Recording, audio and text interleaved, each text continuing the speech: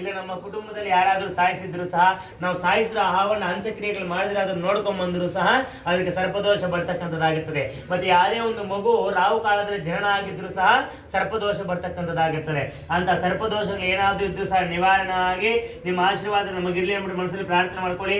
ಯಾರಾದ್ರೂ ಮಾಟ ಮಂತ್ರ ವಾಮಚಾರಕ್ಕೆ ಏನಾದ್ರೂ ಮಾಡಿಸ್ಬೇಕಾದ್ರೂ ಸಹ ಅದಕ್ಕೆಲ್ಲ ಅಧಿಪತಿ ಆಗಿರ್ತಕ್ಕಂಥದ್ದು ಕೂಡ ಈ ಒಂದು ರಾಹು ಗ್ರಹ ಆಗಿರ್ತಾರೆ. ಅಂತ ರಾಹು ದೇವತೆಯನ್ನು ಮನಸ್ಸಲ್ಲಿ ಪ್ರಾರ್ಥನೆ ಮಾಡ್ಕೊಂತ ಹೇಳಿ ಓಂ ರಾಹು ದೇವಾಯ ನಮೋ ನಮಃ.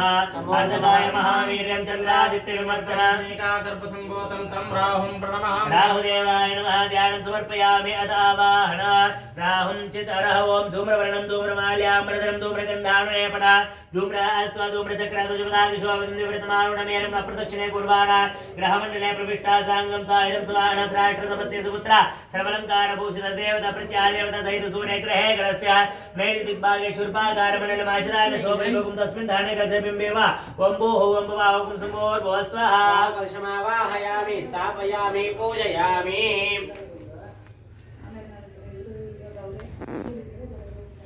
ಈಗ ನವಗ್ರಹಗಳಲ್ಲಿ 9ನೇ ಗ್ರಹ ಆಗಿರ್ತಕ್ಕಂಥವರು ಕೇತು ಅಂತ ಕರೀತಾರೆ. ಅಂದ್ರೆ ಅಂತ್ಯಗ್ರಹ ಅಂತ ಕರೀತಕ್ಕಂಥದ್ದು. ಇವರು ಬಂದು ಸೂರ್ಯನಿಗೆ ಎಡಭಾಗದಲ್ಲಿ ವಾಯು ದಿಕ್ಕಿರ್ತಕ್ಕಂಥ ಕೇತು. ಇವರು ವಸ್ತ್ರ ಒಂದು ವಿಚಿತ್ರವಾಗಿರ್ತಕ್ಕಂಥ ವಸ್ತ್ರ. ಅಂದ್ರೆ ಯಾವ ರೀತಿ ಬಣ್ಣವನ್ನಾದ್ರೂ ಸಹ ಅವ್ರಿಗೆ ಧರಿಸಬಹುದು. ಇವರು ಧಾನ್ಯ ಬಂದು ಉರುಳಿ ಕಾಲ ಆಗಿರ್ತಕ್ಕಂಥದ್ದಾಗಿರ್ತಾರೆ. ಈ ಒಂದು ಕೇತು ಅಂತಕ್ಕಂಥ ಏನಪ್ಪಾ ಅಂದ್ರೆ ಚಂಚಲ ಬುದ್ಧಿಯನ್ನು ಕೊಡ್ತಕ್ಕಂಥ. ಅಂದ್ರೆ